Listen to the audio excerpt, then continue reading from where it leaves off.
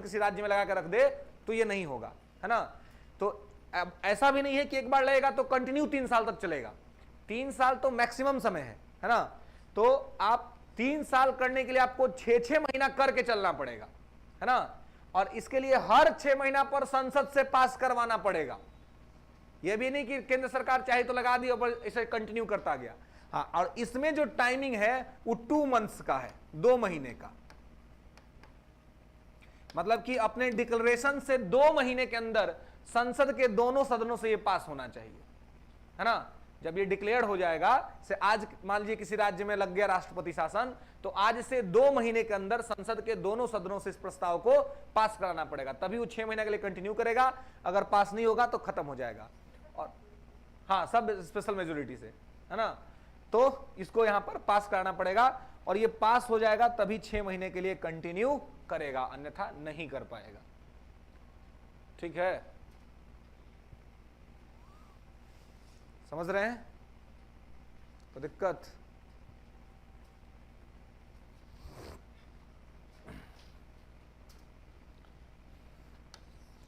तो यहां पर इस चीज को आपको ध्यान रखना है, ओके, कि 2 महीने के लिए लगेगा, ठीक है। 2 महीने में पास होगा और 6 महीने के लिए लगेगा और 6-6 महीना करके मैक्सिमम 3 साल तक लगा रहेगा, ओके। 3 साल से ज्यादा नहीं, 3 साल अगर किसी राज्य में मान लीजिए कंटिन्यू लगा रह गया 6-6 महीना करके, तो उसके बाद सीधे राष्ट्रपति कहेगा कि अब चुनाव कराइए, है ना। इलेक्शन होगा और इलेक्शन के बाद नई सरकार बनेगी, ठीक है। तो ये जुगाड़ टेक्नोलॉजी से ज्यादा दिन तक काम नहीं चलेगा, ओके। क्योंकि लगने का मतलब हुआ कि राज्य पर केंद्र का कंट्रोल हो जाएगा। आपातकाल एक ऐसा व्यवस्था है हमारे फेडरल स्ट्रक्चर के लिए कि बिना किसी संविधान संशोधन के एक संघीय देश अचानक से एकात्मक देश बन जाता है ना, विदाउट एनी कॉन्स्टिट्यूशनल अमेंडमेंट, है ना। बिना किसी संविधान संशोधन के इसके वजह से यह चीज यहां पर हो जाता है, ओके। समझ रहे हैं इसको? हाँ, कोई रोल नहीं है। हाँ,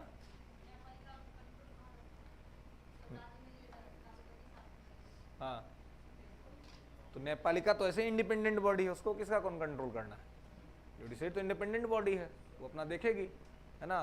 और उसमें हो सकता है अगर गलत तरीके से राष्ट्रपति शासन लगा होगा तो राज्य सरकार चल जाएगी कोर्ट में, है ना। कोर्ट देखेगा इस मामले को, और कोर्ट अगर गलत तरीके से तो कोर्ट ही खारिज कर देगा, कोर्ट ही कह देगा कि ठीक नहीं है ना। अगर गलत तरीके से लगा होगा तो कोर्ट ने बहुत बार कहा है कि राष्ट्रपति शासन जो है ये ठीक स्थिति नहीं है किसी राज्य में लगाना, ये अपवाद है, मतलब कि ये एक्सेप्शन होना चाहिए, इट्स नॉट अ रूल। इन्हें कि जब मन तब राष्ट्रपति शासन लगा दिया राज्य में तो फिर चुना हुआ सरकार क्या करेगा, है ना। तो इसलिए स्टेट को इस चीज का जो है सो ये रखना चाहिए कि इस प्रकार से काम न करे, ओके। चलिए, तो यहां तक में कोई दिक्कत है ना। तो ये 356 और 365 के तहत लग सकता है, ठीक है। और ये एक बार में 6 महीने का लगेगा, 6-6 महीना करके 3 साल तक लगा सकते हैं। संसद से 2 महीने के अंदर में इसको पास हो जाना चाहिए, और फिर अगर 6 महीने के इसको लागू करना है तो फिर संसद से पास करवाना पड़ेगा। यानी कि संसद से पास कराने के बाद ही फिर अगला 6 महीना के लिए लागू हो पाएगा, है ना। ताकि वहां ऐसा ना हो कि सरकार अपनी मन मर्जी से किसी राज्य की सरकार को बर्खास्त करते रहे, है ना। तो इसलिए यहां पर यह व्यवस्था रखा गया है। और जब राष्ट्रपति शासन लगता है तो आपके मूल अधिकार पर कोई प्रभाव नहीं पड़ता है ना।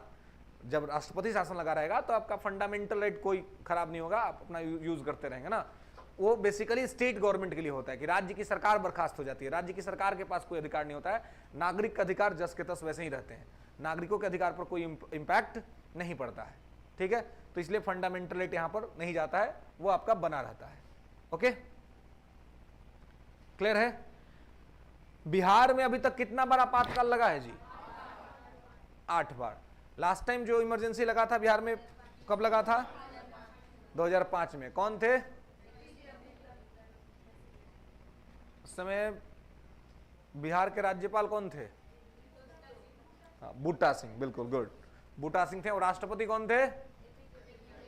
प्रधानमंत्री कौन थे? मनमोहन सिंह। 2004 के चुनाव के बाद सारी व्यवस्थाएं बदली थी, है ना। मनमोहन सिंह कांग्रेस की सरकार के अंदर में थी, ठीक है। चलिए, तो यहां पर इस चीज को ध्यान रखना है कि इस प्रकार से इन अनुच्छेद के माध्यम से इस स्थिति में राज्य में राष्ट्रपति शासन लगता है। ओके, आगे चले फाइनेंशियल इमरजेंसी पर। चलिए, वित्तीय आपात। वित्तीय आपात जो है, वित्तीय आपात का चर्चा भारत के संविधान के अनुच्छेद 360 में किया गया है ना, 360 में किया गया है वित्तीय आपात का चर्चा, फाइनेंशियल इमरजेंसी। तो यह जो वित्तीय आपात है,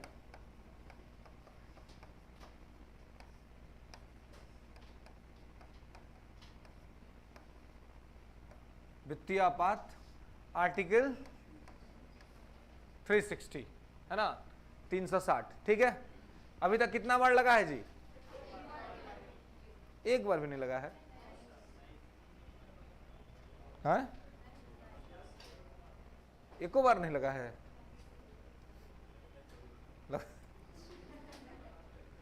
सब लोग श्योर हैं कि अभी तक एको बार भी नहीं लगा है जी? हैं? लगने वाला था, हाँ? कब बना था वो नहीं पता। बिल्कुल, अभी तक भारत में एक बार भी वित्तीय आपात नहीं लगा है, ये सही बात है। हाँ, लेकिन लगने वाला सिचुएशन बना था, और वो समय था 1991, 1991, जब देश की वित्तीय स्थिति एकदम खराब हो गई थी, है ना। हमारे पास एकदम से पैसा खत्म हो गया था, 5 ईयर प्लानिंग को भी रोकना पड़ गया था, आगे कंटिन्यू नहीं कर पाए थे हम। और उस समय हमने जो है रसिया के साथ एक समझौता किया था, रसिया रूबल समझौता, मतलब कि जो रुपया रूबल, रूबल जो है वो रसिया का मनी है, पैसा को रूबल बोलते हैं, और हमारा पैसा रुपया है। तो रुपया रूबल समझौता बेसिकली हमने उन्हें किया था रसिया के साथ। रसिया इसीलिए कहते हैं कि रसिया हमारा परंपरागत मित्र है। जब भी हम संकट के दौर में होते हैं, हमारी परिस्थितियां खराब होती हैं, तो रसिया जो है वो हमारी मदद करता है। तो रसिया के साथ हमारा वो संबंध बना, तो हम उसको डॉलर में पेमेंट नहीं करते थे, रुपया में पेमेंट करते थे, है ना। और रूबल के साथ वो हमारे साथ वो व्यापार करता था, तो थोड़ी इकोनॉमी हमारी कंट्रोल हुई। इसके अलावे हमने अपना सोना ब्रिटेन में गिरवी रखा, हमने अपना गोल्ड जो है वो ब्रिटेन में गिरवी रखा, और वहां से हमने पैसा उठाया अपनी इकोनॉमी को ठीक करने के लिए। और सबसे अच्छी बात ये थी उस समय की, अगर आप कहें कि उस समय देश के प्रधानमंत्री थे पीवी नरसिम्हा राव। तो पीवी नरसिम्हा राव इस परिस्थिति से भारत को निकालने के लिए डॉक्टर मनमोहन सिंह को भारत के वित्त मंत्री के पद पर बिठाया।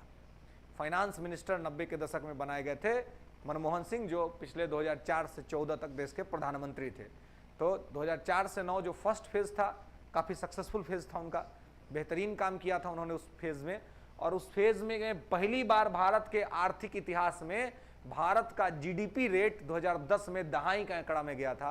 ये बस उसी साल हुआ, उसके बाद फिर कभी नहीं हुआ, और ना उससे पहले कभी हुआ था। तो उसका क्रेडिट मनमोहन सिंह को जाता है, उनकी अच्छी नीतियों को जाता है। और उनकी वो अच्छी नीतियों का ही रिजल्ट था कि 90 के दशक में जब वो फाइनेंस मिनिस्टर बने, तो उन्होंने बहुत ही स्ट्रिक्टली जो है वो तत्कालिक गवर्नमेंट को ये कहा था कि मैं इंडिपेंडेंट काम करूंगा, तभी मैं इस पद को ग्रहण करूंगा।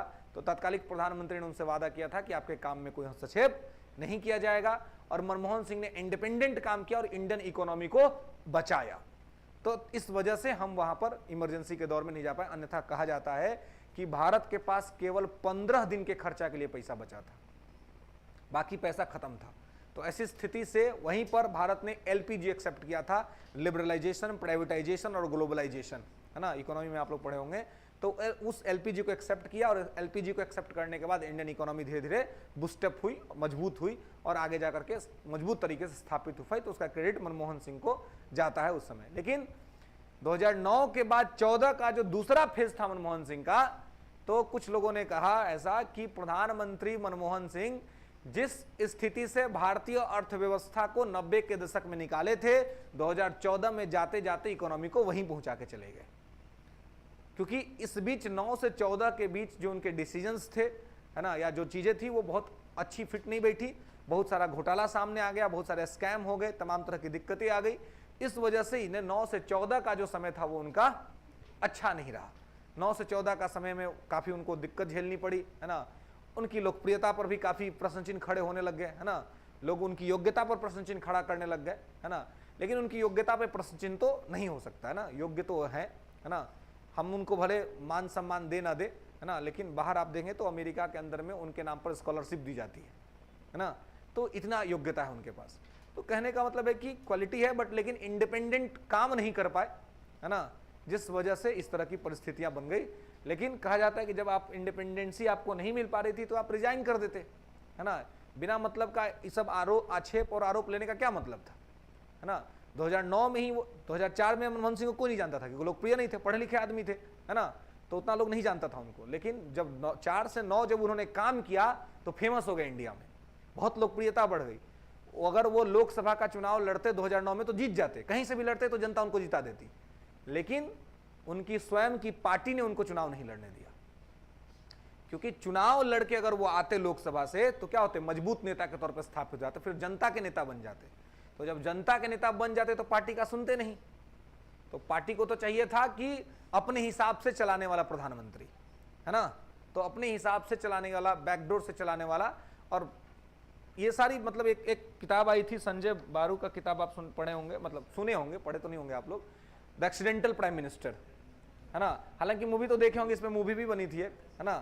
तो वो उनके मीडिया सलाहकार थे संजय बारू, तो मनमोहन सिंह के साथ ही रहते थे, तो उन्होंने सारी परिस्थितियों को लिखा कि किस किस प्रकार की परिस्थितियां बनती थी प्रधानमंत्री के साथ, और वो चाह कर भी अपना स्वतंत्र निर्णय नहीं ले पाते थे, है ना। लेकिन उस समय जो भारत की अर्थव्यवस्था को जिसने बचाया वो मनमोहन सिंह थे, है ना। उन्होंने उनकी बेहतरीन पॉलिसीज के वजह से 90 के दशक में भारत की अर्थव्यवस्था को बाहर निकाला जा सका। खैर, तो फाइनेंशियल इमरजेंसी जो है, वित्तीय आपात, ये भी डिक्लेरेशन कौन करता है, तो राष्ट्रपति करता है। तीनों का तीनों जो डिक्लेरेशन है वो राष्ट्रपति ही करते हैं।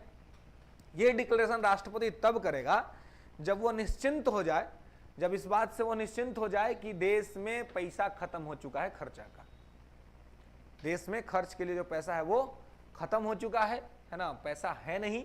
जब देश अचानक से आर्थिक खतरों से जूझने लग जाए, इकोनॉमिक थ्रेट में फंस जाए देश, तो ऐसी स्थिति में राष्ट्रपति को सरकार सलाह देती है कि आप जो है वो वित्तीय आपात की घोषणा कर दीजिए, तो वो कर सकता है। लेकिन अभी तक हुआ नहीं है, ऐसा कोई सिचुएशन बना नहीं है, इसलिए अभी तक ऐसा हुआ नहीं है, ठीक है।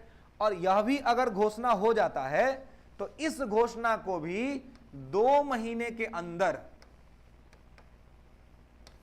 2 महीने के अंदर क्या करना पड़ेगा, पार्लियामेंट से पास करना पड़ेगा, संसद से इसको पास करना पड़ेगा, इस घोषणा को, है ना। यह जो घोषणा है इसको पार्लियामेंट से पास कराना पड़ेगा, ठीक है। तो यहां पे इस चीज को आपको ध्यान रखना है कि यह जो घोषणा है यह इसको पास करना पड़ेगा पार्लियामेंट से 2 महीने के भीतर।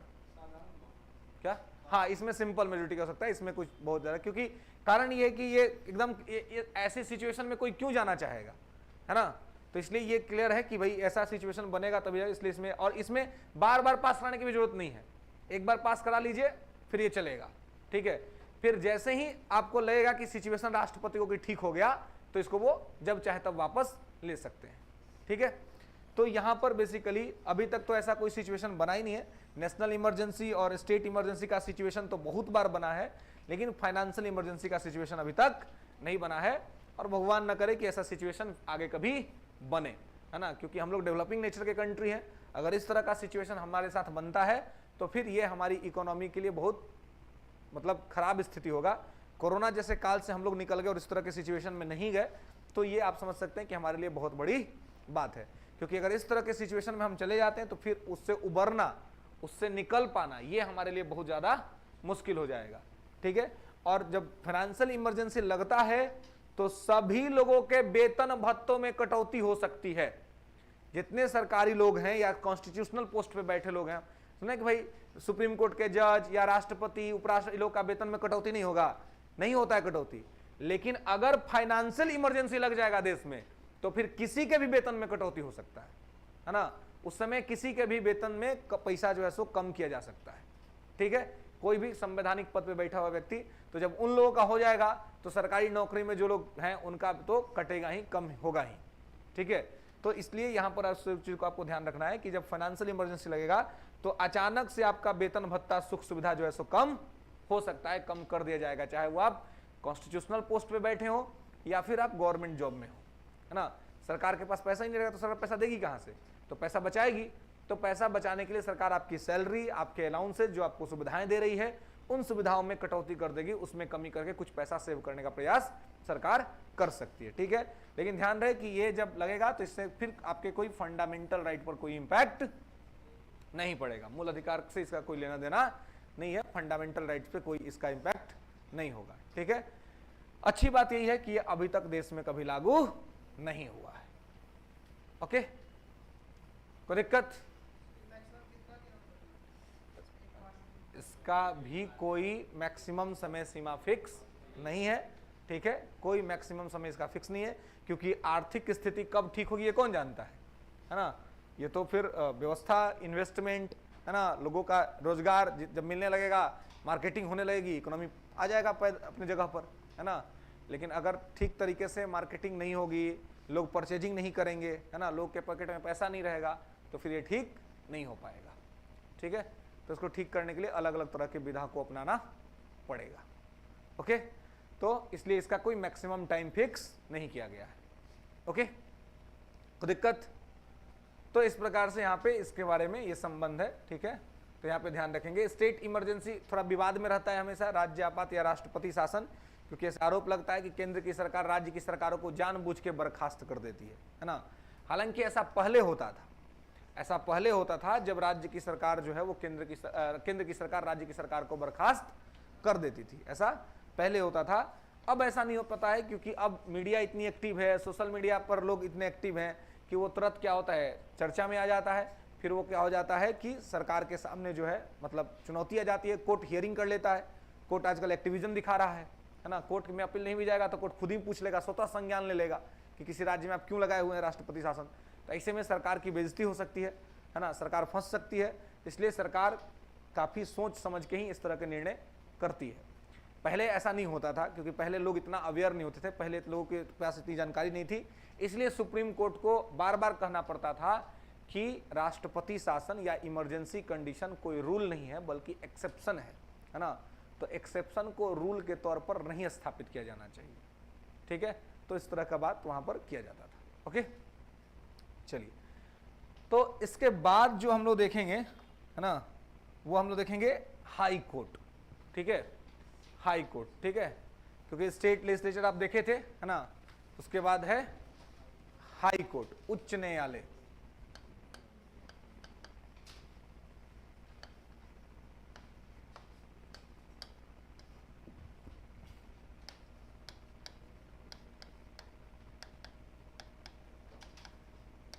उच्च न्यायालय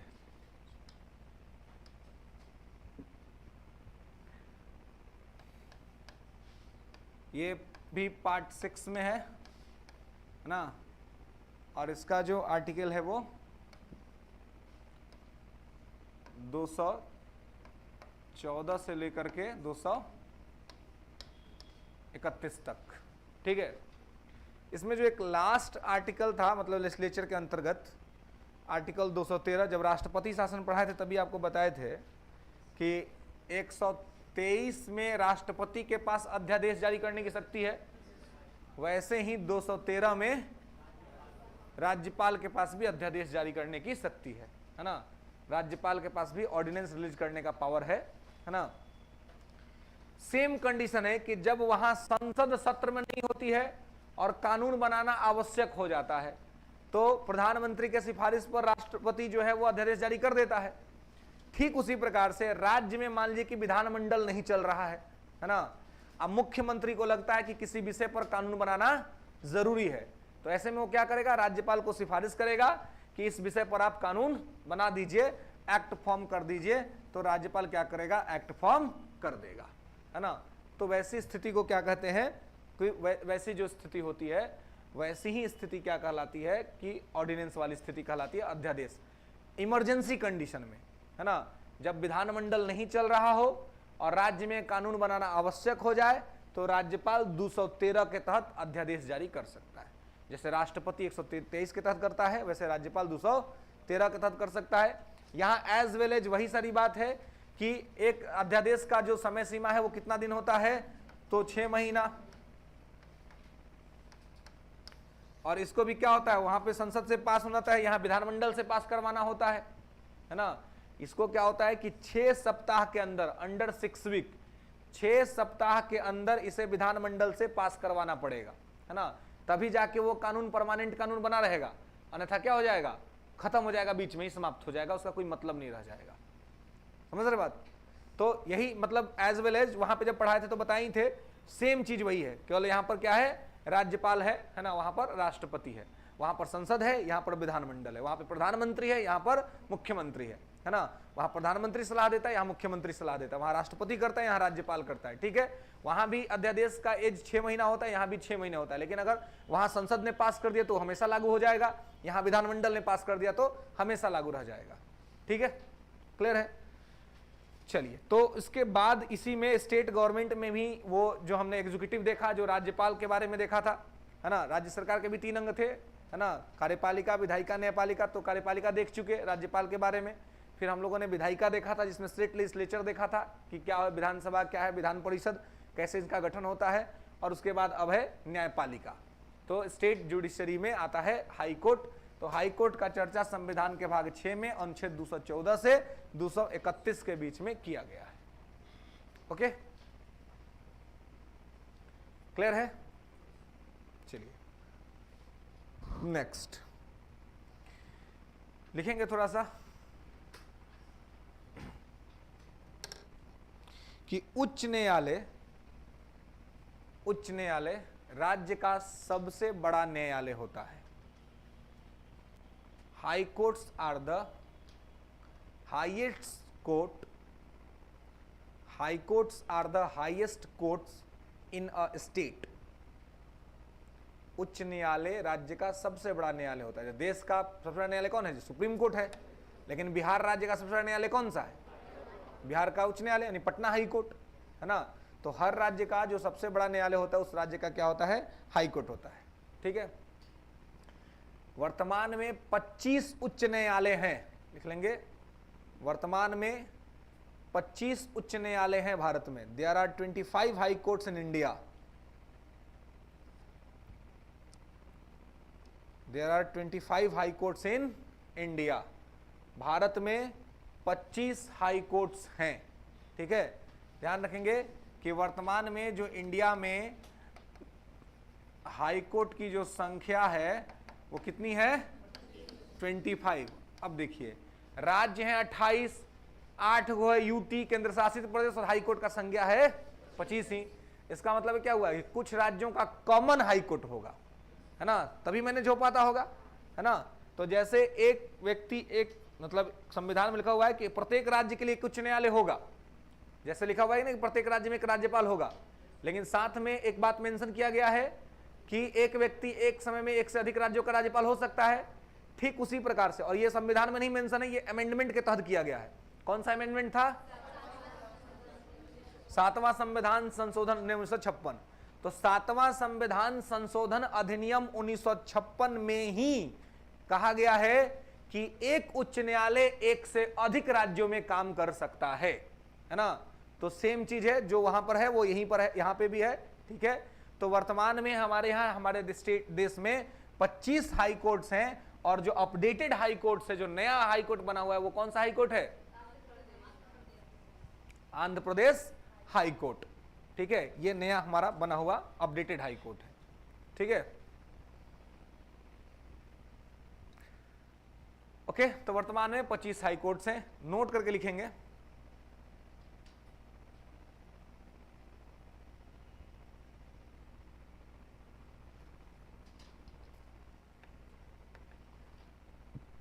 लिख लेंगे कि विथ सम स्टेट्स, कुछ राज्यों के पास,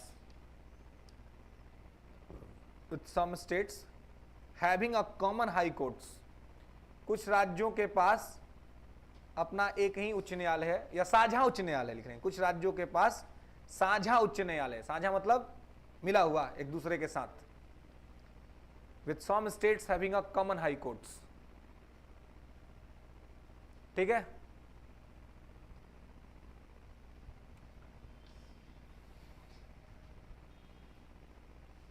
ठीक है। तो कुछ राज्यों के पास अपना हाई कोर्ट नहीं है, वो साझा हाई कोर्ट्स के अंतर्गत जो है सो अपना काम चलाते हैं, एक दूसरे के साथ जो है सो मिलकर के काम करते हैं, ठीक है। अब आप देखिए पंजाब और हरियाणा दो अलग अलग स्टेट हैं, इनकी राजधानी एक ही जगह पे है चंडीगढ़, और इनका जो राजधानी है वो यूटी है, यूनियन टेरिटरी है ना। चंडीगढ़ जो है वो यूटी है, मतलब दोनों राज्य का राजधानी है चंडीगढ़, लेकिन चंडीगढ़ किसी का नहीं है क्योंकि दोनों आपस में लड़ते रहता है ना। पंजाब कहता है कि चंडीगढ़ मेरा होगा, है ना, हरियाणा कहता है कि चंडीगढ़ मेरा होगा, तो केंद्र सरकार कहती है कि ना तोहर हो ना तोहर ही हमर है ना, ले लिया, झगड़े खत्म, है ना। तो ये सब इतना बकलोल है, दोनों आपस में राय कर लेता, बोलता आधा तुम रख लो आधा हम रख लेते हैं, है ना, तो आराम से मामला सुलझ जाता। लेकिन ये दोनों के लड़ने के चक्कर में केंद्र सरकार आराम से यहाँ पे काम कर रहा है, बोला कि ठीक है भाई ये ना तुम्हारा है ना तुम्हारा, ये मेरा है ना, और दोनों को जमीन दे दिया है, तुम अपना इधर चलाओ तुम अपना इधर चलाओ, है ना। तो ये लोग का हरियाणा का भी राजधानी चंडीगढ़, पंजाब का भी राजधानी चंडीगढ़, लेकिन चंडीगढ़ दोनों में से किसी का नहीं, सोचिए राजधानी अपना नहीं है किसी का, है ना। राजधानी किसके कंट्रोल में है? केंद्र सरकार के कंट्रोल में, है ना। राजधानी जो है सो केंद्र सरकार के पास है, इन लोगों का यहीं पर हाई कोर्ट है, तो हाई कोर्ट इनका सेपरेट नहीं है, इनका भी मामला सुना जाता है और इनका भी मामला सुना जाता है, ठीक है। ऐसे ही तमिलनाडु हाई कोर्ट देखेंगे तो उसका वो पुडुचेरी का मामला उसी में सुना जाता है ना, पुडुचेरी में कोई मामला बनता है तो वहीं पे सुना जाता है। तो कहने का मतलब है कि कॉमन हाई कोर्ट्स हैं, है ना, जो राज्य जिसके नजदीक पड़ता है उसको उसी राज्य के साथ जो हाई कोर्ट नजदीक पड़ता है उसमें उसको दे दिया जाता है। सौभाग्यशाली हैं हम लोग कि हमारा अपना हाई कोर्ट है ना, बिहार राज्य का अपना हाई कोर्ट है ना, पटना हाई कोर्ट, और काफी प्राचीन हाई कोर्ट है, अंग्रेजों के जमाने से 1916 में स्थापित हो गया था, है ना। तो काफी पुराना हाई कोर्ट है हमारे पास अपना, तो कोई दिक्कत नहीं, झगड़ा वगड़ा कीजिए बढ़िया से, है ना, कोर्ट तो है ही अपना, फैसला सुनाई देगा, थोड़ी ना हम लोग कहीं और जाना पड़ेगा, है कि नहीं। कोर्ट इसलिए अब लोग सोचते हैं कि भाई सोचिए, एक बार सोच होते हैं कि राम राज्य आ जाए, अगर मान लीजिए कि राम राज्य आ गया, सही में वास्तव में अगर राम राज्य आ गया तो कितना बड़ा अनएम्प्लॉयमेंट आ जाएगा, आएगा कि नहीं आएगा। सबसे पहले तो पुलिस का कोई काम नहीं रह जाएगा, तो आईपीएस कौन बनेगा भाई, है क्यों, फिर किस बात की वैकेंसी, फिर लोग डीएसपी क्यों बनेंगे, फिर सिपाही की भर्ती क्यों होगी, फिर दरोगा लोग क्यों बनेंगे। जब कोई चोरी ही नहीं करेगा, जब कोई बदमाशी ही नहीं करेगा तो किसको कंट्रोल करिएगा। एक समय पर अब लगेगा कि भाई ये एक्स्ट्रा खर्चा है, मतलब 2-4 साल तक तो ठीक लगेगा, चलो भाई सब चीज अच्छा हो गया, तो जब सब चीज अच्छा हो गया अब कोई समस्या ही नहीं, तो अब खत्म कीजिए फिर, है ना, अब क्या दिक्कत है, अब वो खत्म कर देंगे। और जब चोरी बदमाशी अपहरण डकैती सब होबे नहीं करेगा तो कोर्ट का कौन काम है भाई, अपराधी रहेगा तो ना उसको दंड दीजिएगा, तो अपराधी है ही नहीं है, दंड तो जज साहब की छुट्टी हो गई फिर, है ना, फिर जज साहब नहीं। अब ऐसे करके आप देखिएगा तो बहुत सारे जो स्कोप जगह है वो खाली हो जाएंगे, क्योंकि उनकी कोई आवश्यकता ही नहीं रह जाएगी, उनका कोई काम ही नहीं रह जाएगा। तो ऐसी स्थिति में क्या होगा, बेरोजगारी बढ़ जाएगी, है ना, अब फिर सब लोग हो जाएंगे फ्री का मतलब कि दिमाग फ्री हो जाएगा। तो वो सुनते हैं ना लोग कहते हैं बिना काम का दिमाग शैतान का, जब काम ही नहीं रहेगा तो अनर्गल काम होगा, गलत सलत काम होगा, है ना। मतलब एक प्रकार से फिर आप समझ सकते हैं कि कुछ लोग उसी तरह का काम करना शुरू कर देंगे जिसमें कि फिर से पुलिस और प्रशासन और कोर्ट की आवश्यकता पड़ने लग जाएगी, है ना। तो ये हर चीज का अपना एक चेन है, हर चीज का चैन बना हुआ है ना, और उस सब चैन के माध्यम से अगर एक चैन अगर टूट गया तो सब चीज इससे इंपैक्ट होगा, है ना। तो ये कहने की बात है कि भाई राम राज्य आ जाए, अगर राम राज्य आ गया तो लोग भूखमरी का शिकार हो जाएंगे, है कि नहीं, क्योंकि फिर कुछ होगा ही नहीं ना, और नहीं होगा तो लोग करेंगे क्या, इतना जनसंख्या है ना। तो हर चीज का अपना बैलेंस ये बनाया गया है, हर चीज का अपना एक चैन बनाया गया है कि सब लोग एक दूसरे से क्या रहेंगे, कंट्रोल्ड रहेंगे, है ना, संयमित रहेंगे। खैर, तो यहां पर क्या है कि सभी राज्यों के पास अपना एक हाई कोर्ट है, जिनके पास नहीं है उनके पास क्या है, साझा उच्च न्यायालय है, ठीक है। और आपको पता है कि हम लोग क्या तो इंटीग्रेटेड जुडिशियल सिस्टम है, एकीकृत न्याय की व्यवस्था है ना। तो हाई कोर्ट्स के निर्णय के खिलाफ भी आप सुप्रीम कोर्ट में जाकर के अपील कर सकते हैं, इसमें कोई खास दिक्कत या कोई समस्या नहीं है। Okay, proceed. नेक्स्ट लिखेंगे, देखिए भारत में जो सबसे पहले हाई कोर्ट स्थापित हुआ वो 1862 में स्थापित हुआ था, है ना, 1862 में, ठीक है, 1861 के हाई कोर्ट अधिनियम के द्वारा, है ना। लिख लेंगे कि भारत में उच्च न्यायालयों की स्थापना भारत में उच्च न्यायालयों की स्थापना, भारत में उच्च न्यायालयों की स्थापना उच्च न्यायालय अधिनियम 1861 के तहत, उच्च न्यायालय अधिनियम 1861 के तहत 1862 में किया गया था। High courts established in India,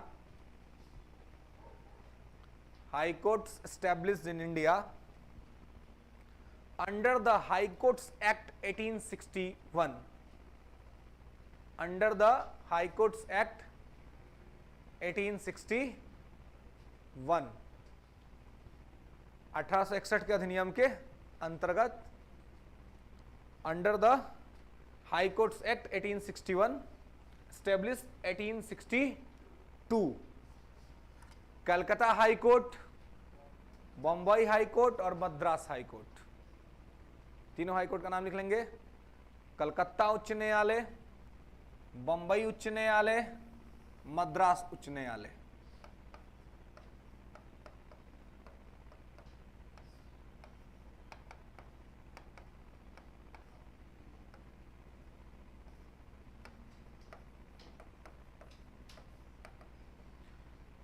ठीक है, तो ये तीनों जो उच्च न्यायालय हैं वो स्थापित हुए कब? 1862 में, 1861 के हाईकोर्ट अधिनियम के द्वारा, जो कि ब्रिटेन की हुकूमत ने तैयार किया था, ब्रिटेन की पार्लियामेंट ने तैयार किया था। अच्छा, इस समय भारत का वायसराय कौन था? कैनिंग था। गुड, इस समय भारत का वायसराय कैनिंग था और इसी के समय में ये हुआ। हाँ जी,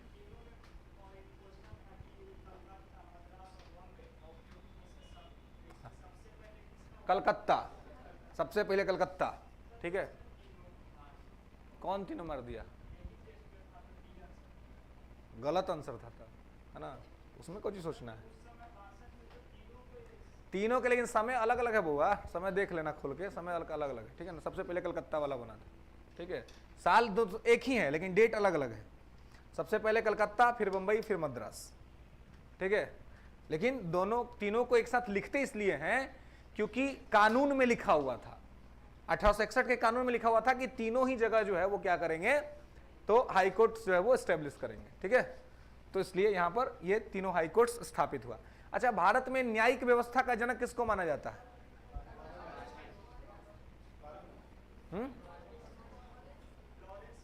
Lawrence, Warren Hastings. Warren Hastings को कितना लोग कह रहे हैं कि वारेन हेस्टिंग स्थापित किया था? हा? वारेन हेस्टिंग न्यायिक व्यवस्था का जनक भारत में। एक, अब आपको भी लगता है वारेन हेस्टिंग?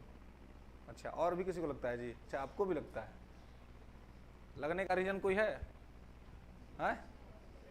है? बिल्कुल, जब सुप्रीम कोर्ट पढ़ाया तो बताया थे कि भारत में न्यायिक व्यवस्था का जनक वारेन हेस्टिंग था, क्योंकि वारेन हेस्टिंग 1773 में बंगाल का गवर्नर जनरल बना था और उसी के समय में 1774 में फेडरल कोर्ट स्थापित हुआ था, प्रिवी काउंसिल जिसको बोलते थे बंगाल में, है ना। उस दिन क्लासों में ये 2-3 लोग था का जी, बाकी सब सुतल था। है? याद मत रखिए, याद रखने में दिक्कत होता है ना, दिमाग पर और भी बहुत सारा काम होगा आप लोगों को याद रखने का, ये सब फालतू चीज नहीं याद रखना चाहिए, है कि नहीं।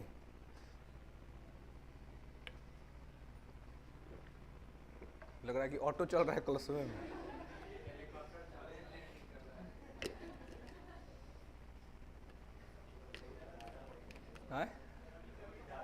लोड ज्यादा हो गया।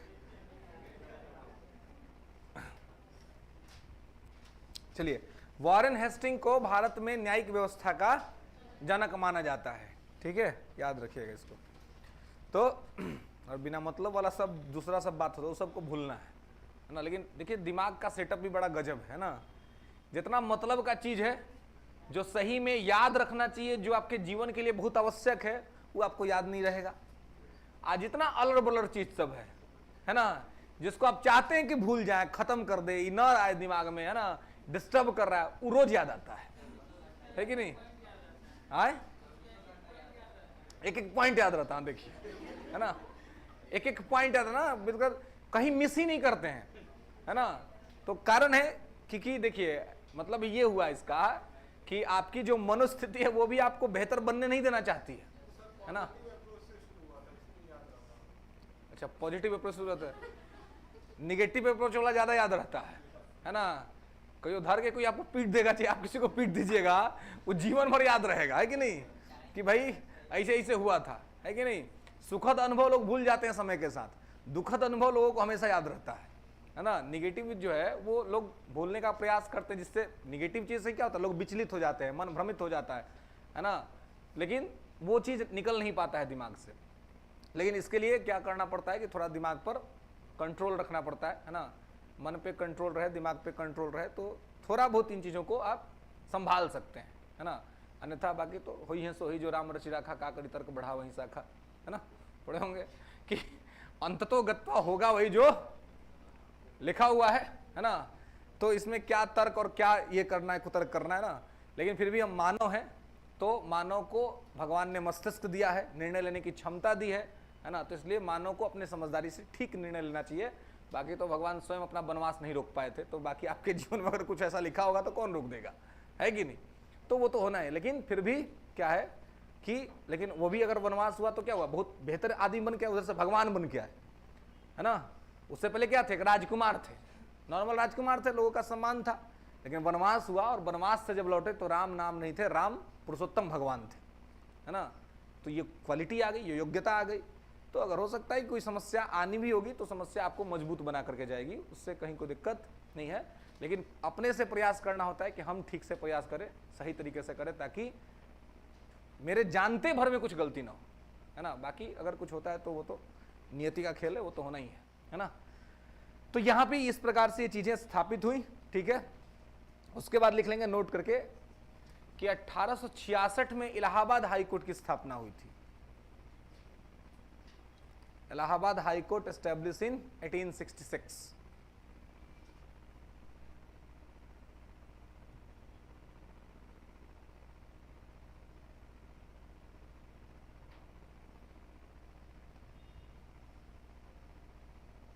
ठीक है,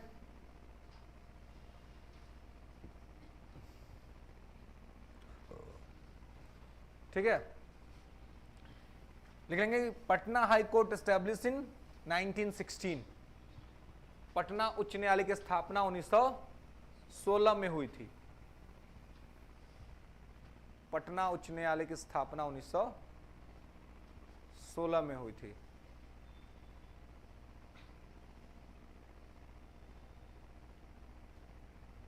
ठीक है,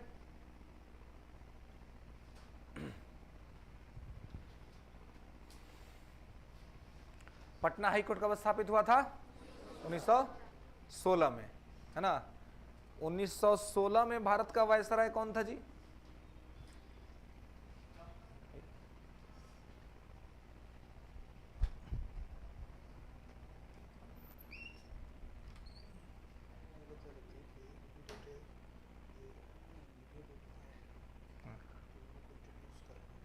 कौन वीडियो, अच्छा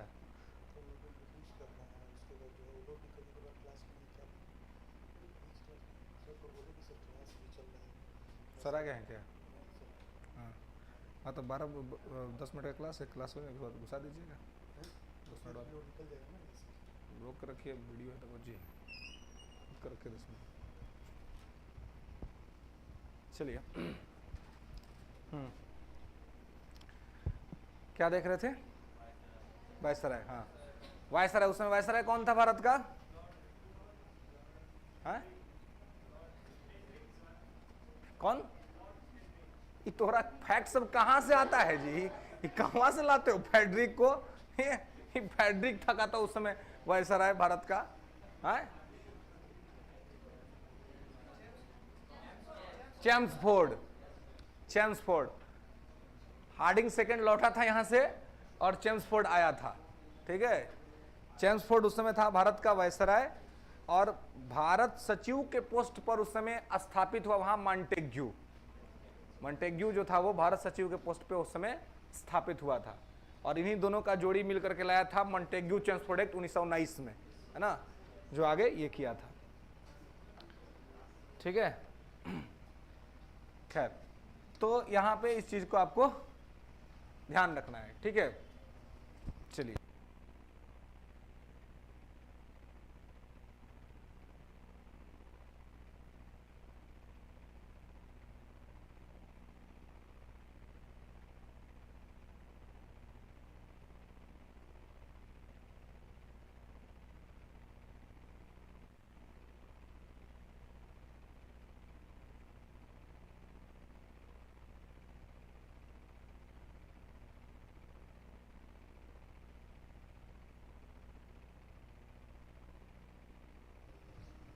रोज मोटिवेशन लीजिएगा तो एक्शन कब कीजिएगा, है ना, एक्शन भी तो होना चाहिए, है कि नहीं।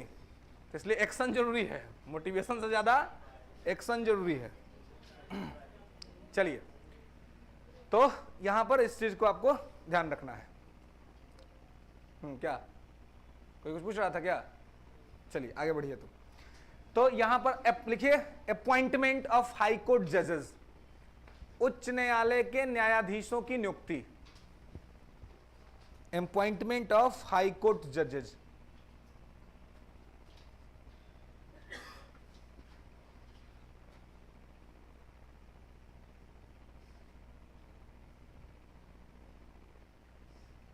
लिखेंगे कि हाई कोर्ट जजेस आज appointed by the president of India, उच्च न्यायालय के न्यायाधीशों की नियुक्ति भारत के राष्ट्रपति के द्वारा की जाती है। हाई कोर्ट जजेस are appointed by the president of India.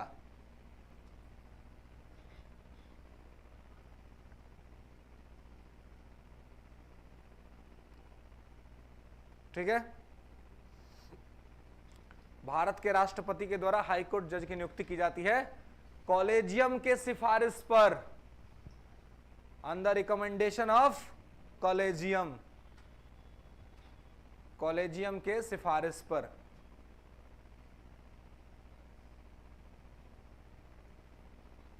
ठीक है, तो देखिए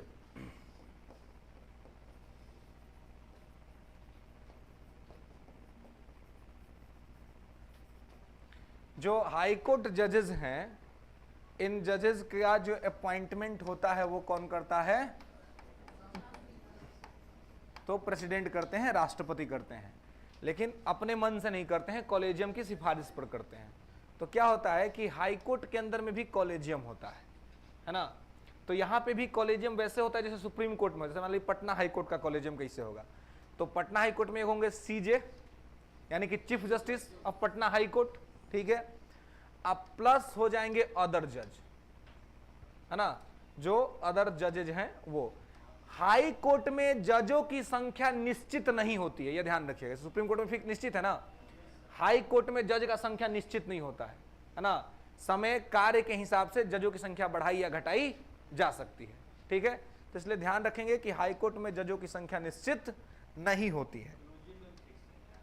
क्या? हाँ, कॉलेजियम में यहां पर में 4 रखा गया है कि 4, एक हो जाएगा यहाँ पे चीफ जस्टिस और 4 हो जाएंगे अन्य सहयोगी, ठीक है, जो इसके बाद के वरिष्ठ होंगे उस कोर्ट में वो। तो ये लोग मिल करके अपने हाई कोर्ट से जजों की सिफारिश के लिए नाम भेज देंगे सुप्रीम कोर्ट के कॉलेजियम के पास। सुप्रीम कोर्ट का कॉलेजियम उसमें से छांटेगा, है ना, कि ये हो सकता है, और फिर सुप्रीम कोर्ट का कॉलेजियम भेज देगा सिफारिश राष्ट्रपति के पास, और फिर राष्ट्रपति उसमें से जो लोग होंगे उनको लेकर के अलग अलग हाई कोर्ट्स के अंदर में जज के तौर पर अपॉइंटमेंट के लिए नियुक्त कर देंगे, ठीक है। तो यहां पर बेसिकली ये हाई कोर्ट जजों के लिए कॉलेजियम ही सिफारिश करती है, उसी कॉलेजियम के सिफारिश पर यहां पे नियुक्ति होती है, और हाई कोर्ट में जजों की संख्या निश्चित नहीं होती है। तो अगर आपसे पूछा जाए कि हाई कोर्ट में जजों की संख्या कौन बढ़ा सकता है? प्रेसिडेंट, बिल्कुल। हाई कोर्ट में जजों की संख्या प्रेसिडेंट बढ़ा सकते हैं, इसमें संसद नहीं है। सुप्रीम कोर्ट में जज की संख्या कौन बढ़ा सकता है? संसद। सुप्रीम कोर्ट में जज का संख्या संसद बढ़ाता है, लेकिन हाई कोर्ट में जज का संख्या प्रेसिडेंट बढ़ाता है। वर्कलोड देखा कि पटना हाई कोर्ट में प्रेशर बढ़ा हुआ है ना, बहुत ज्यादा काम है, तो क्या कर देगा, यहाँ पे जज ज्यादा भेज देगा, है ना। फिर देखेगा कि अब यहाँ पे का काम हल्का हो गया तो यहाँ के जज को उठा करके दूसरा हाई कोर्ट में ट्रांसफर कर देगा, है ना। तो ये कार्य के हिसाब से वर्कलोड जो होता है, कार्य दबाव जो होता है, उस कार्य दबाव के हिसाब से ये चीजें चेंज होते रहती हैं, बदलते रहती हैं। ठीक है, समझ रहे, कोई दिक्कत? तो यहां पर ये कॉलेजियम के माध्यम से होता है और सुप्रीम कोर्ट का मतलब यहां पे नियुक्ति जो है वो राष्ट्रपति के माध्यम से ही की जाती है। इसलिए देखिए, रहा है राज्य में कोर्ट, लेकिन अपॉइंटमेंट राष्ट्रपति कर रहा है। इसलिए कहते हैं कि जुडिशरी के मामले में हमारे यहाँ इंटीग्रेटेड अप्रोच है ना, कि ये केंद्र ही कंट्रोल करता है, केंद्र ही अपॉइंट करता है। अब देखिए, हाई कोर्ट का जज अगर कोई मिसबिहेव कर दिया, कोई दुर्व्यवहार कर दिया, कोई गलती कर दिया, तो इसको कैसे हटाएंगे? तो इसको भी हटाएंगे कैसे? तो जैसे सुप्रीम कोर्ट के जज को हटाते हैं वैसे पार्लियामेंट में प्रपोजल लाया जाएगा, not any state legislature. Patna high court के जज हैं कोई, और अगर वो कुछ गलती कर दिए, है ना, मतलब अगर वो जो दो आधार है कि सिद्ध कदाचार या असक्षमता, तो अगर ऐसा कोई भी कारण उन पर सिद्ध होता है तो पटना बिहार के लेजिस्लेचर में उन पर कार्रवाई नहीं होगा, संसद में कार्रवाई होगी, पार्लियामेंट में प्रपोजल लाया जाएगा, पार्लियामेंट में बहस होगा और उसके बाद उनको हटाया जाएगा। ठीक है, तो इसलिए कहते हैं कि जुडिशरी के मामले में क्या है, तो एक प्रकार से इंटीग्रेटेड अप्रोच पर काम होता है, एकीकृत व्यवस्था पर जो है सो यहां पर काम होता है। ओके, क्लियर है? तो इस चीज को यहां पे आपको ध्यान रखना है कि जो अपॉइंटमेंट का प्रोसेस है या जज नियुक्त करने का, कि किसी हाई कोर्ट में कितने जज होंगे नहीं होंगे, ये सारा का सारा पावर किसके पास है? तो ये सारा का पावर राष्ट्रपति के पास है, राष्ट्रपति ऐसा कर सकते हैं। ओके, नेक्स्ट, टेन्योर ऑफ जजेस लिख लेंगे, कार्यकाल, न्यायाधीशों का कार्यकाल, न्यायाधीशों का कार्यकाल। यह है कि हाई कोर्ट जजेस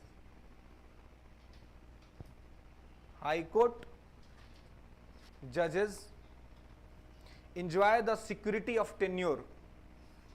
उच्च न्यायालय के न्यायाधीश कार्यकाल की सुरक्षा प्राप्त किए हुए हैं। उच्च न्यायालय के न्यायाधीश कार्यकाल की सुरक्षा प्राप्त किए हुए हैं। ठीक है, मतलब इनको इनका कार्यकाल पूरा होने से पहले कोई हटा नहीं सकता है जी। ठीक है, जैसे सुप्रीम कोर्ट में है वैसे यहां पे भी। ओके, लिख लेंगे कि enjoy the security of tenure till the age of retirement, which is 62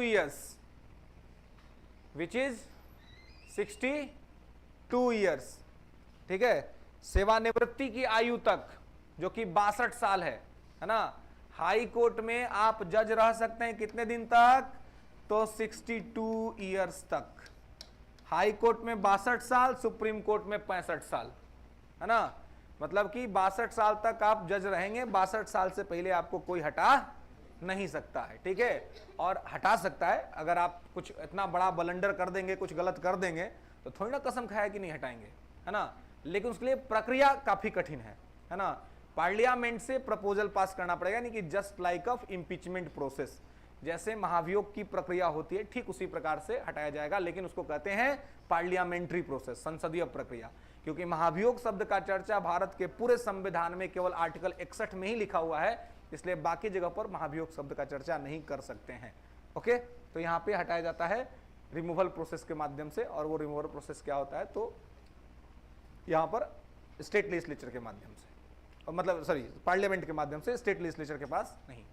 okay, तो ये 62 साल का जो इनका कार्यकाल है वो यहां पर निश्चित किया गया है। ओके, क्लियर है? सैलरी एंड अलाउंसेस लिख लेंगे, वेतन और भत्ता। तो ये चीज आपको ध्यान रखना है कि देखिए, इनका सैलरी और अलाउंसेस जो है, जब भी जिस राज्य में काम करते हैं उस राज्य के कंसोलिडेटेड फंड पे से दिया जाता है। जैसे बिहार के में, जो भी बिहार के पटना उच्च न्यायालय में जितने जज काम कर रहे हैं, इन सबका सैलरी अलाउंसेस, जो भी इनका सुख सुविधा दिया जाता है, वो सब दिया जाता है बिहार के संचित निधि से। ठीक है, तो सैलरी और हाई कोर्ट जजेस salary and allowances completely depends on state consolidated fund, है ना। उच्च न्यायालय के न्यायाधीशों का वेतन और भत्ता राज्य के संचित निधि पर निर्भर होता है। उच्च न्यायालय के न्यायाधीशों का वेतन और भत्ता राज्य की संचित निधि पर निर्भर होता है, completely depends on consolidated fund of state.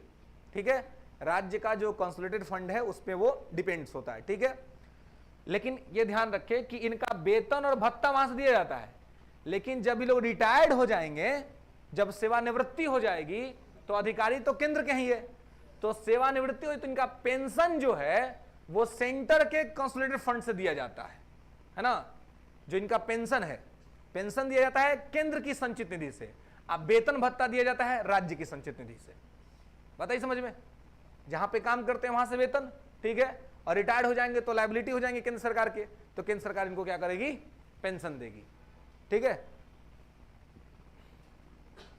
Okay. और इनके सेवा काल के दौरान इनका वेतन भत्ता कम नहीं किया जा सकता है ना, ये चलता रहेगा वही, सिवाय फाइनेंशियल इमरजेंसी।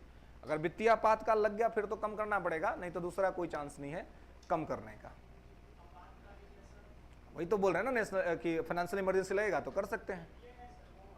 हाँ, वो वाला में नहीं होगा, वो वाला में नहीं होगा ना, जो भी वो वाला ये वाला है, वो वाला में नहीं, सिर्फ एक ही समझना है, ये वाला है ना, यानी कि 360 वाला।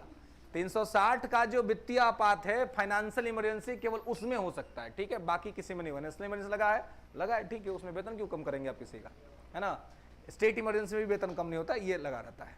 ओके, चलिए, तो आज के लिए बस इतना ही। ठीक है, फिर हम लोग आगे देखेंगे नेक्स्ट क्लास में। क्या इनका वेतन कितना होता है, कितना होता है जी इनका वेतन, क्या चीज?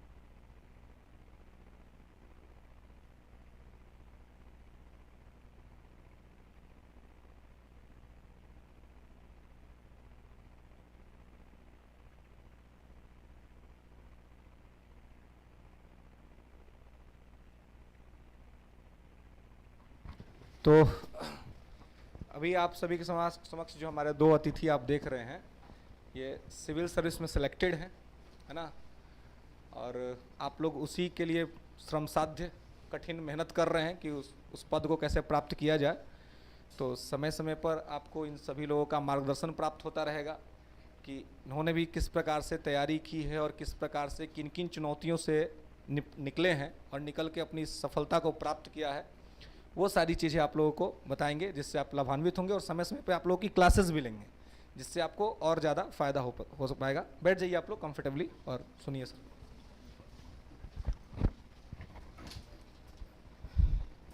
सभी को मेरी ओर से शुभकामनाएं हैं। मैं ईश्वर से कामना करूंगा कि जल्द से जल्द आप लोग अपने लक्ष्य को पूरा करें। हमेशा स्वामी विवेकानंद को याद रखिएगा, उन्होंने कहा कि उत्तिष्ठित जागृत वरान्नि बोधत, उठो जागो और तब तक मत रुको जब तक तुम्हें लक्ष्य की प्राप्ति नहीं हो जाती है। आपकी तरह हम लोग भी आज से 15 साल पहले ऐसे ही बैठा करते थे, पटना में भी पढ़े हैं, दिल्ली में भी जाना हुआ है। हम लोग भी ऐसे ही बनकर पढ़ते थे, और जब कोई सिलेक्टेड लोग आते थे तो हम लोग को भी लगता था कि कैसे हो गया, हम लोग बनेंगे नहीं बनेंगे, क्या होगा। बस जो भी प्रश्न आपके मन में चल रहे हैं, हम लोग भी यही सोचते थे। लेकिन ईश्वर पर आस्था और कर्म, हमारे बस में कर्म करना है ना। पढ़ना हमारा काम है, शिद्दत से, मेहनत से, श्रद्धा से, भक्ति से, बस इस काम को पूजा की तरह समझना है। जिस तरह से भक्त भगवान की पूजा करता है, या मंदिर में हम लोग जाते हैं तो हम लोग लीन होकर जिस तरह से अपने इष्ट देव के प्रति अगाध श्रद्धा व्यक्त करते हैं, या आप लोग भी अपने घरों में जब त्यौहार होता है या छठ पर्व में ही कितनी श्रद्धा भक्ति होती है, तो पढ़ना भी एक श्रद्धा है, एक भक्ति है। जिस तरह से ईश्वर की प्राप्ति के लिए हम लोग भक्ति के माध्यम से ध्यान करते हैं, चिंतन मनन करते हैं, उसी तरह से यहाँ माँ सरस्वती की आराधना करनी है। पढ़ना कोई बहुत आसान काम भी नहीं है और कोई मुश्किल काम भी नहीं है, और पढ़ेंगे नहीं तो करेंगे फिर क्या। बाबा साहब ने कहा है ना कि पढ़ना शिक्षा वह शेरनी का दूध है, जो पी लेता है वो पूरी ज़िंदगी दहाड़ते रहता है। नहीं पढ़ेंगे तो क्या करेंगे, पढ़ना तो है ही। और सिविल सेवा की तैयारी अपने आप में एक बहुत बड़ी चुनौती है और एक बहुत अच्छी भविष्य की कामना है। एक बेहतर भविष्य यहाँ है, आप सेवा कर सकते हैं, लोगों के लिए काम कर सकते हैं। तो बहुत सारी चीज़ें हैं, हर किसी की तमन्ना होती है, इच्छाएं होती हैं जीवन में कुछ करने का, और उन्हीं तमन्नाओं इच्छाओं के लिए शायद हमारी ज़िंदगी होती है।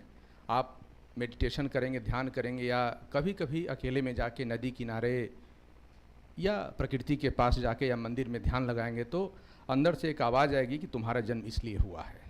सबका जन्म किसी खास उद्देश्य के लिए हुआ है, जो भी हम लोग यहाँ आए हुए हैं। तो इस उद्देश्य को समझना है कि हमारा जन्म ईश्वर किस लिए दिया है, किस उद्देश्य से दिया है। मन, बुद्धि और आत्मा, हमारे शरीर में 3 चीज़ें हैं।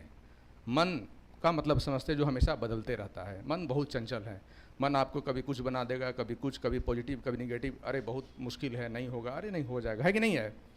मन पर बुद्धि का नियंत्रण होता है।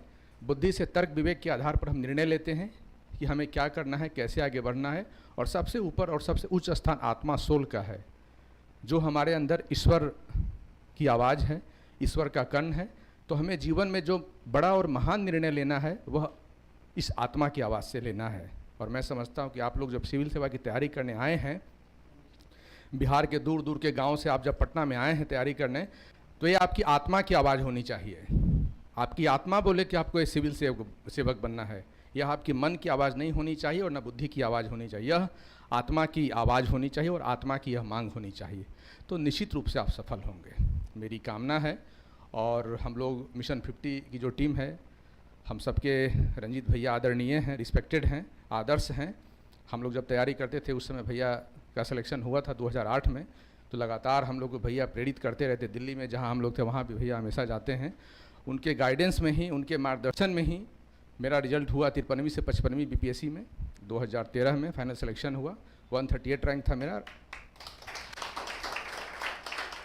राजीव रंजन कुमार नाम हुआ, और उस समय मैं प्रखंड विकास पदाधिकारी, यानी हम लोग का मूल कैडर आरडीओ, ग्रामीण विकास पदाधिकारी के पद पर हम लोग चयनित हुए थे। और उस समय से लेकर लगातार सेवा में है। मैं तो पढ़ाई के लिए, यूपीएससी की तैयारी के लिए 2-2.5 साल छुट्टी पर भी था, फिर पीएचडी कर रहा था, फिर इसके पहले वैशाली में था, अभी दरभंगा में था, अभी डिपार्टमेंट में सचिवालय में वेटिंग फॉर पोस्टिंग में। उम्मीद है कि जून में पॉसिबिलिटी है कि पोस्टिंग हो जाएगी कहीं। लेकिन फिर भी हम लोग मिशन 50 टीम से पहले हम लोग यहाँ के साथी हैं, यहाँ के सब कुछ हम लोग हैं। आदरणीय सुदामा भैया थे, विकास थे, और भी कई सारे लोगों की टीम थी। हम लोग सब लोग मिलकर पढ़ाते थे। सतीश जी हैं, सतीश जी जानते हैं, ये भी हम लोग पढ़े हैं, ये शुरू से जुड़े हुए हैं। तो मैं भी चाहता हूँ कि यहाँ से जुड़ जाऊँ। क्रिएटिव काम हमेशा करना है। आज भैया को किसी चीज़ की कमी है, किसी चीज़ की कमी नहीं है। आईएएस तो बहुत सारे लोग हैं। विवेकानंद ने कहा है ना कि इसी समाज, इसी मिट्टी से पलते बढ़ते हैं, खाते पीते हैं, और जब बड़े हो जाते हैं तो इसी को भूल जाते हैं। आज भारत महान कैसे बनेगा, एक सिंपल सा मॉडल है। आज हमारे हर एक गांव में कोई आईएएस, डॉक्टर, इंजीनियर है कि नहीं है। एक गांव में एक तो बड़े लोग अच्छे पद पर हैं ही। हर लोग यदि अपने अपने गांव को गोद ले लें तो क्या आदर्श गांव नहीं बनेगा? भारत का विकसित भारत नहीं बन सकता है?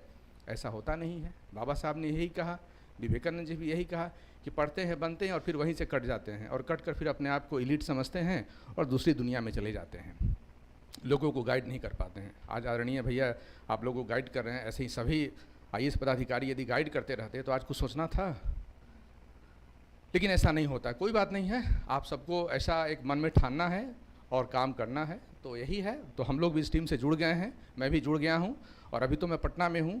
तो जब भी आपकी आवश्यकता होगी, जब भी आप कहेंगे यहाँ, तो मैं आऊँगा, आपको पढ़ाऊँगा, और फिर उसके बाद मैं चला भी जाऊँगा, पोस्टिंग हो भी जाएगी। तो वहाँ से भी समय निकाल के वीकेंड में या फिर 15 दिनों पर, कैसे भैया आते हैं, अभी दिल्ली में आ रहे हैं ना, तो मैं भी उसी तरह से, और मेरे साथ और भी हमारी टीम है, और हमारे साथ और भी हैं लोग, हमारे वीडियो फ्रेंड हैं और भी कई फ्रेंड्स हैं। तो सब लोग जुड़ेंगे और पूरी मिशन आईएएस मिशन 50 की टीम को एक मजबूत टीम बनाते हुए आप सब लोग को हम लोग गाइड करेंगे। तो चूँकि आज इंट्रोडक्शन क्लास तो आज बहुत ज़्यादा बोलना ठीक नहीं है। यदि 1-2 प्रश्न हो तो पूछिए, नहीं तो फिर मैं आगे दूंगा, फिर ये बताएंगे। कुछ पूछना है? कोई डाउट हो किसी सिलेबस के बारे में पढ़ें या किसी चीज़ के बारे में? तो ठीक है, मैं समझता हूँ कि आज झिझक है, चूँकि पहला क्लास है तो इसलिए आप लोग नहीं पूछ पा रहे हैं।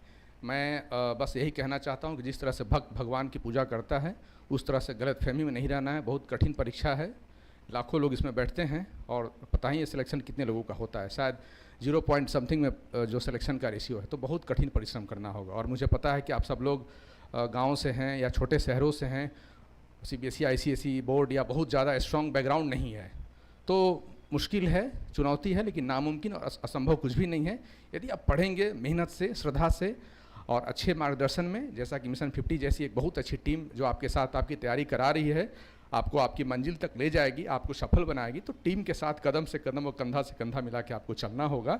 हमारे लोगों में से ही जो भी लोग आए हैं, सिलेक्शन हुआ है, वो होते हैं, तो चिंता की कोई बात नहीं है। हाँ, लेकिन अपने मन को नियंत्रण करना होगा, है ना। कभी कभी अच्छी अच्छी किताब भी पढ़नी चाहिए। विवेकानंद की किताब पढ़िए, जैसे कि भगवत गीता है वो पढ़िए, या जो कुरान पढ़ते हैं कुरान पढ़िए, जो भी पढ़ते हैं पढ़िए। अपने आप को हमेशा मोटिवेट रखना बहुत बड़ी बात होती है। 24 घंटे में हम लोग 24 बार डीमोटिवेट हो जाते हैं, होगा हमसे, पता नहीं क्या होगा, घर में लोग क्या सोचेगा, बहुत सारी चीज़ें हैं, ये सबके मन में आती हैं, है ना। तो इन सबों से बचने का उपाय यही है कि आप अच्छी किताबें हमेशा पढ़िए और उसके साथ एक अच्छी दोस्त भी, एक टीम होनी चाहिए, 2-4-5 लोगों की अच्छी टीम होनी चाहिए जिसके साथ आप डिस्कशन कर सकें, डिबेट कर सकें, ग्रुप स्टडी कर सकें। बाकी एक कोचिंग का भी साथ होना चाहिए। फिर बाकी हम लोग आगे जैसे जैसे क्लास में मैं आऊँगा तो विस्तार से मैं बताऊँगा कि कैसे क्या करना है। ठीक है, बहुत बहुत धन्यवाद। आपकी सफलता की मैं कामना करता हूँ ईश्वर से। जय हिंद, जय भारत। Thank you. लीजिए, अब हमारे मित्र आपको बताएंगे। Good afternoon. देखिए भाई, मेरा नाम हुआ धीरज कुमार। मैं 53rd 55th बैच BPSC का क्वालिफाइड हूँ। RDO में सिलेक्शन हुआ था, 56 59 में भी मैंने इंटरव्यू दिया था। पूर्व में भी मैं 4 बार UPSC का मेंस फेस कर चुका हूँ। 2008 से लगातार मैं तैयारी करते रहा हूँ। मेरा ऑप्शनल फिजिक्स, चूँकि मैं बीटेक बैकग्राउंड से रहा हूँ। कोई है झारखंड के? एनीवन? वहाँ एक कॉलेज है BIT सिंदरी, वहीं का मैं पास आउट हूँ, जानते होंगे आप लोग, है ना। One of the first college वो रहा है बिहार झारखंड का, 1949 में हुआ था। तो मेरा एक बैकग्राउंड, इसीलिए मेरा एक फिजिक्स था, एक मैंने ज्योग्राफी से किया था और मैं लगातार देता रहा। 2016 के बाद, शायद 16 में मेंस हुआ था, उसके बाद तो मैं पढ़ाया नहीं हूँ। बीच में इंटरव्यू वगैरह कुछ लड़कों का करवाया था मैंने तैयारी, जहाँ पे मैं पोस्टेड था वहाँ लड़के आया करते थे पूछने के लिए, तो मैं कराया था। कुछ बच्चे हैं जो 64th या 65th में उन्होंने सिलेक्शन पाया है, DPO वगैरह में अभी हैं 1-2 लड़के। तो मेरा यही कहना है कि तैयारी जब हम लोग शुरू करते हैं, बड़ा एक्सपेक्टेशन रहता है अपने आप से भी, कोचिंग से भी, सारे चीज़ से भी रहता है कि भैया हम लोग जाएंगे, कोचिंग हमको ये करवा देगा, कोचिंग ये करवा देगा। हमारे अंदर इतनी क्षमता है, जब मैदान में कूदते हैं तो देखते हैं हमसे भी एक से एक 20 लड़के हैं, देखते ही होंगे, जिनका कहीं ना कहीं टैलेंट हर मामले में अलग होता है। किन्हीं की लिखने की शैली बहुत अच्छी होती है, किन्हीं का एब्जॉर्व करने की शैली बहुत अच्छी होती है।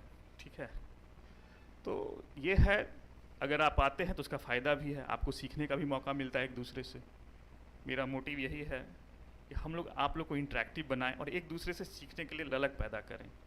एक्चुअली ग्रुप स्टडी जो होता है वो सिंगल स्टडी से कहीं ज़्यादा अच्छा होता है, क्योंकि आप एक दूसरे को जो व्यूज़ रहता है ना वो शेयर करते हैं।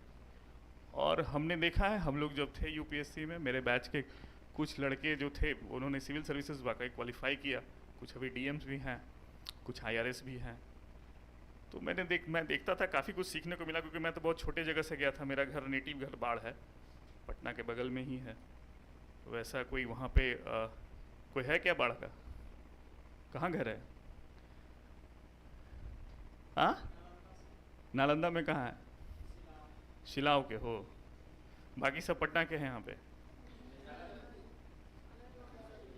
अच्छा, वैशाली से? वैशाली में कहाँ से?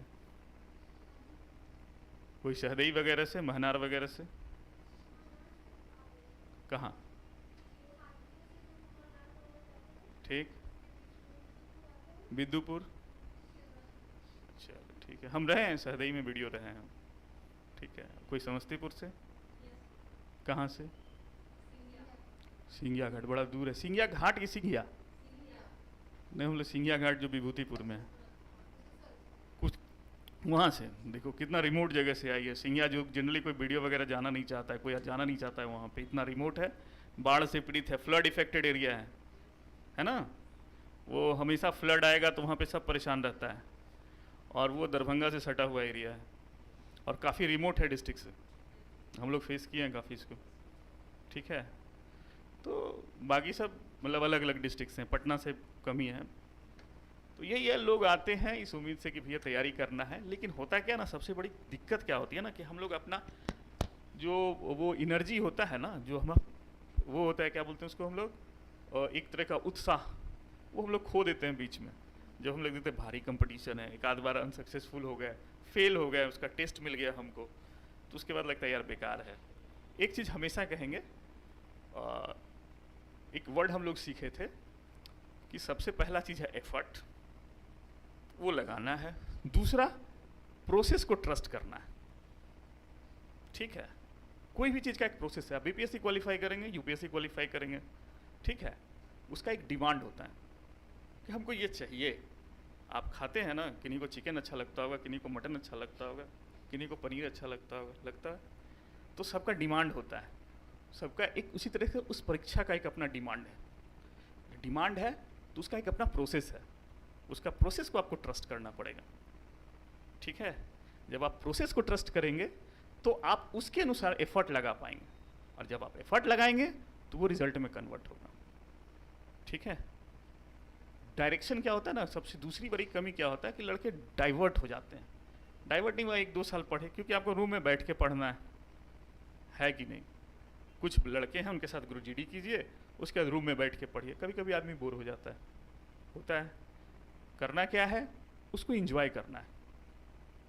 अब ये आपको तय करना है, आपको उसको एंजॉय आप कैसे करेंगे। जितना आप एंजॉय करेंगे उतना अच्छा पढ़ेंगे, ठीक है। और उसके बाद क्या करना है, एक बार जब आप एंजॉयमेंट करने लगेंगे, उसको पढ़ने लगेंगे, प्रोसेस को ट्रस्ट करेंगे, आप देखोगे आपका रिजल्ट आना शुरू हो जाएगा। चक्कर ये है कि हम लोग बहुत से, हम भी यूपीएससी फेलियर रहे हैं, हम भी 4 बार मेंस लिखने के बाद भी नहीं हुआ फाइनली सिलेक्शन। सबसे बड़ा कारण ये था कि हम लोगों ने कभी कहीं हम लोगों ने उस जो प्रोसेस था उसको ट्रस्ट नहीं किया। उसको हम लोगों ने कहा कि नहीं ऐसे नहीं है, यूपीएससी ही गलत है, हम सही हैं। ये भी होता है ना, तो इस चीज़ को फोकस करना है। और बाकी सब पॉजिटिव हैं, सब ग्रेजुएट हैं, सब 18 साल से ऊपर हैं, इनफ मैच्योर हैं अपने आप को समझने के लिए, देश दुनिया जानने के लिए, और अपने फैमिली के रिक्वायरमेंट को समझने के लिए। इसीलिए हम कहेंगे आप लोग आए हैं, बड़ी बाहर से आए हैं, आपके माता पिता काफ़ी पैसे भेजते होंगे, नो डाउट।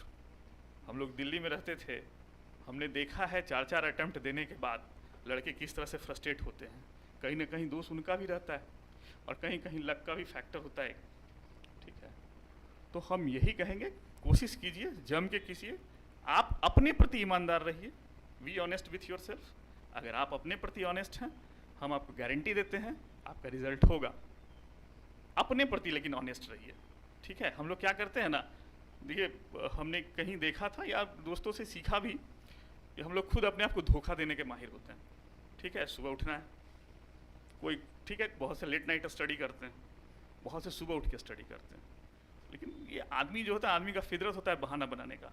तो हम लोग क्या करते हैं कि जब जो समय पे जो काम करना होता है वो काम हम लोग करते नहीं हैं, और हम अपने आप को धोखा देते हैं। इसलिए अपने प्रति थोड़ा सा ऑनेस्ट रहना है। हम लोग अपने काम में भी देखे हैं, हम लोग जब जहाँ पे हम लोग ऑफिस चलाते हैं, ऑफिस में रहते हैं, वैसे स्टाफ्स जो अपने काम के प्रति हमेशा सजग रहता है या ऑनेस्ट रहता है, सिंपल सा लैंग्वेज, वो आदमी हमेशा एक्सेल करता है, अपने ऑफिसरों के नज़र में रहता है और हमेशा आगे जाता है। तो थोड़ा अपने प्रति ऑनेस्ट रहिए, प्रोसेस को ट्रस्ट कीजिए, इंजॉय कीजिए इस प्रोसेस को, ठीक है। आप देखेंगे चीज़ें आसान हो जाएंगी। नहीं तो रोज़ सुबह उठ के सोचोगे यार अच्छा है, 69वां बीपीएससी देते हैं, उसमें फेल कर गए, फिर इस पे प्रति ना ये हो जाता है। तो ये चीज़ नहीं होना चाहिए, ठीक है। किसी को क्वेश्चन पूछना तो बताओ।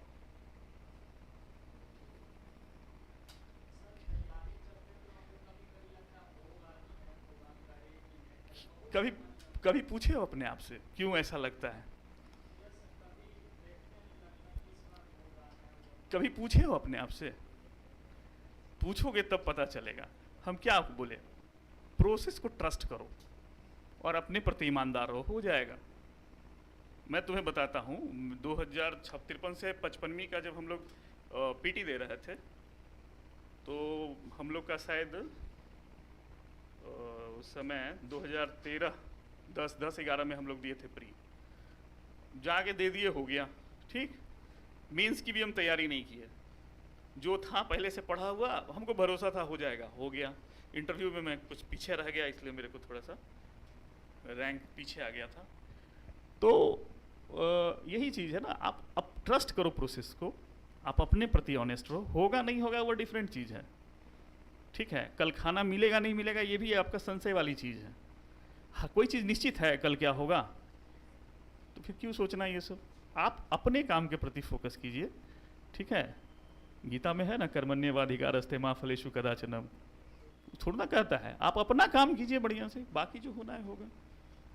कोई भी चीज़ फिक्स नहीं है इस दुनिया में, ठीक है। आप लोग नए हैं, यंग हैं, हम लोग से तो यंग ही हैं सभी, हमको लगता है 18 से 22 के ग्रुप के होंगे, या बहुत होगा तो 23-24 साल के होंगे, है ना। काफ़ी एनर्जी होता है इस समय, अपने आप को मोल्ड करके मोटिवेट करके आगे बढ़ेंगे, ठीक है। हम तो कहेंगे आप लोग बीपीएससी निकालिए, बीपीएससी नहीं यूपीएससी निकालिए।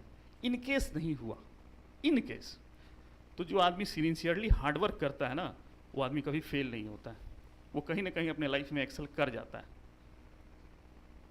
एक लड़का था कोटा में, दिल्ली में, हम वहाँ तैयारी किए थे आईआईटी का, तो एक टीचर थे हमारे, वो हमको बोले, हाँ सब बैठा हुआ था, तो बोले कि बताओ भाई तुम बहुत मेहनत करते हो इस उम्र में, अगर तुम्हारा नहीं हुआ तो क्या होगा।